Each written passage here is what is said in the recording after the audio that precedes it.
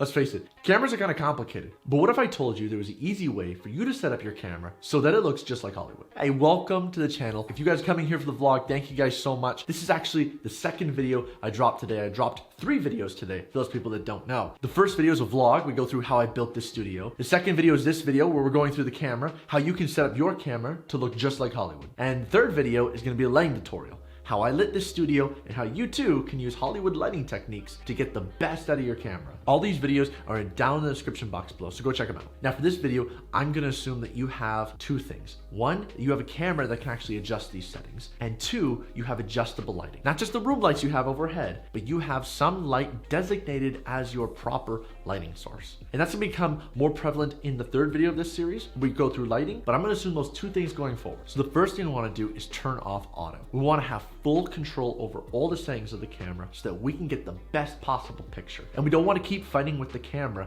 in order to keep those settings. The next thing we have to pick is a resolution and frame rate. Resolution refers to how many pixels are on the screen. A standard HD or high definition signal has 1920 by 1080 pixels. That's 1920 pixels down and 1080 pixels going across. Now for 4K, that's 3840 by 2160. 2160 going up and down, 3840 going left to right. All you need to know is 4K is going to give you 4 times as many pixels as 1080. That's going to amount to a sharper image, which also means it's going to take up a lot more space in your memory card. So if you want to have something a little lower so you can actually use an SD card for the full day, then you probably want to have something like 1080. Otherwise, go for the highest K value your camera has. If your camera has 2K, 4K, 6K, 8K, whatever it can do, you're going to want to do it that. And as long as you don't have any other limitations on it, like an editor, then it should be fine. Now the camera I have is a Panasonic GH5. It can do up to 4K, 422-bit color.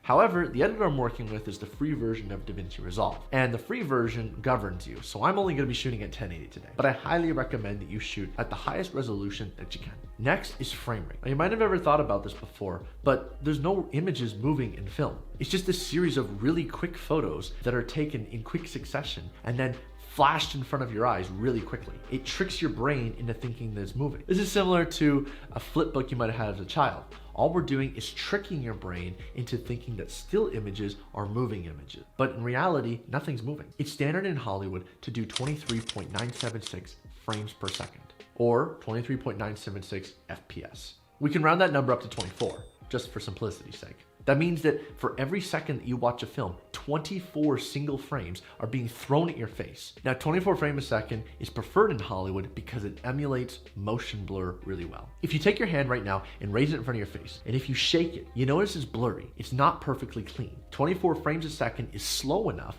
that it captures that blur and makes it look realistic. But it's also fast enough to trick your brain into thinking something is actually moving. If we have something like 45 frames a second or 60 frames a second, we're not gonna get that motion blur because the pictures are so fast, there's not gonna be any messy frames. There's not gonna be any blur in them. They're all gonna be crisp as the hand moves, which can create a really uncanny effect and actually, in some extreme cases, cause motion sickness. So for Hollywood, 24 frames a second is definitely wanted. So we have the right frame rate and we have the right resolution. But now we have to talk about exposure. And exposure, simply put, is making sure the image isn't too dark or too bright. We use this by having different exposure meters. This exposure meter is telling me if the image is too dark in the negative or too bright in the positive. We want to make sure the image is right in the middle so it's properly exposed, so that our bright parts like a light shining on my face is not overexposed and our shadows in the background aren't underexposed, so that both retain as much detail as possible.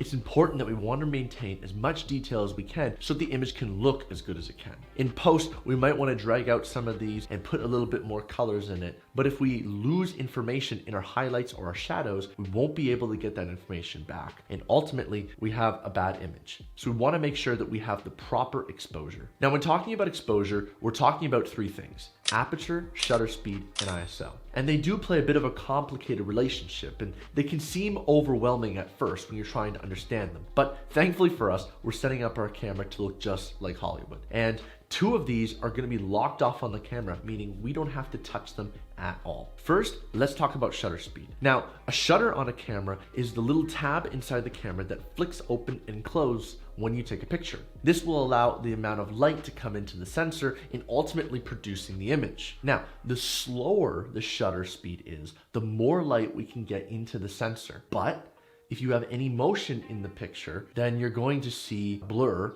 in that picture because the shutter's been open for a long time. Sometimes you can use this to be a really cool effect, but most of the time we don't want it. So we make our shutter speed faster. But by making our shutter speed faster, it means the shutter is open for less time, so less light can get into the camera. But it's a bit of a trade-off. Now we can shoot something that's faster so we don't have as much blur. Thankfully for us, we've already decided that 24 frames a second is how we want to shoot. So the rule of thumb is we just simply double the shutter speed. So if our frame rate is 24 frames a second, double that is 48. So 1/48th of a second is our shutter speed. Now, most cameras can't do 1/48th of a shutter speed. So if you just bump it up to the next available one, that's good enough. For most cameras, that'll be 150. If your camera is something like mine and it's able to do a degree, that's closer to what a cinema camera can do. And we're not gonna get into shutter angle versus shutter speed, but just know that 180 degrees is similar to setting your shutter speed up to twice that of the frame rate. The point of this is we want our frame rate and our shutter speed to work together. We don't want them fighting, so we produce a nice, clean and smooth image. We just simply lock it off. Next, let's talk about ISO. Now, ISO is like digitally raising the exposure of your camera. If you've ever worked in something like Lightroom or Instagram or perhaps the app on your phone and you played with the exposure to slide it up and down, that's exactly what ISO is. Now, this could be really helpful, but we have to be careful. All right, now this is a complete over-exaggeration, but I've turned out the lights in the back. I've turned off my little hair light here. This is just my key light up because it's that bright. I've cranked the ISO. You can see down here, I've cranked the ISO to 8,000 ISO. And look how grainy this is. This looks so gross. See these little artifacts here? See in the wall back here when it's dark, it just doesn't look good and makes so much gross artifact happen. It's not a clean image. It doesn't look very good. This is why when we raise the ISO, we have to be careful. So here I've done the opposite. I've cranked the ISO to as low as it can go. For my camera, that's 100 ISO. And well, I mean, the lights in the background kind of look cool. They look pretty sweet, but this image is way underexposed. It does not look good at all. And I'm gonna have a terrible time trying to recover any of the shadows in post because it's just so underexposed. And trying to get them back is just gonna be terrible. Let's get the lights back on and let's properly put us back. And this is it back to what it should be. You'll notice I have my camera set to 800 ISO. That's because that's my native ISO for this camera. Native ISO is what the camera manufacturer says is the best ISO setting to have your camera on for the most dynamic range. Think of it like a gradient between black and white. We want a lot of gray in between black and white, so we can't solidly say this is where black stops and white starts. If there's not enough of a gradient there, then we're gonna blow out our highlights or we're gonna crush our shadows in the same image and it's not gonna look very good. The more dynamic range we can get, the better and more contrast our image can get. I can have a dark background with a bright white source on my face and none of them are blown out. We get a much more contrasty image and it ultimately looks a lot better. So you wanna make sure your camera is set up for the most dynamic range. And for me, that's 800 ISO. And we're just gonna lock it off. That's it. So now let's talk about aperture. Aperture blades are those blades you see inside the camera. They open and close, allowing light to come in. The lower the aperture number is, the more open the aperture blades are, letting in more light. The higher the aperture number is, the more closed the blades become, letting in less light. But something interesting also happens when we allow more light into the lens via aperture. We start to see a much blurrier background. In fact, our depth of field becomes very slim.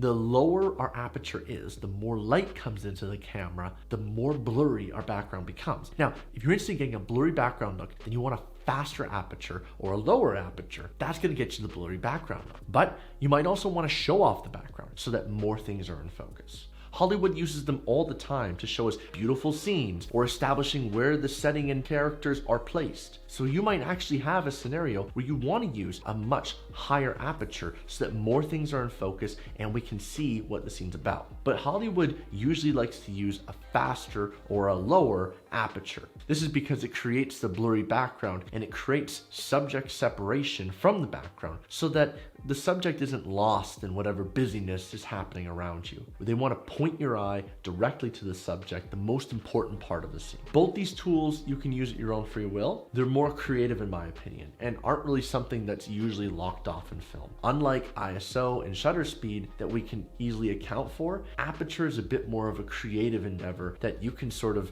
take with what you want and make the image look the way you want. Okay, I don't know if you're able to see it that well, but I have the aperture set right now to, I believe it's 5. So I have the aperture set to a much higher lens. You should be able to see in the background, specifically these lights right here, you should be able to see them a little bit more in focus as opposed to me pulling them down to 2.8, which would look something like this. Hopefully you're able to see the differences of the lights. Hopefully they were a little bit more in focus in the previous shot and a little bit more out of focus on this. It is a little hard because I'm running on a micro thirds camera, which just means it's a smaller sensor. Without getting too lost in the weeds, it just means that it's a little bit harder for me to achieve that shallow depth of field. But hopefully you're able to see what I'm talking about. Okay, there you go. And that's everything you need to know to set up your camera to look just like Hollywood. And if you do everything correct, then it should look just like this. Wait. This doesn't look right.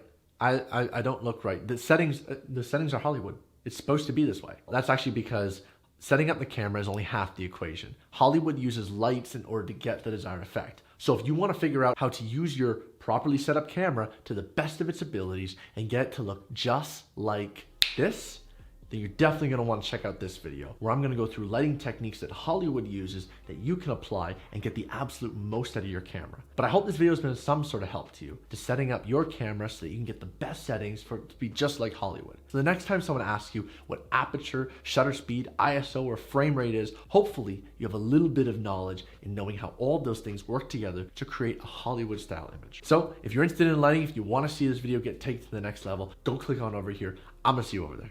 See ya.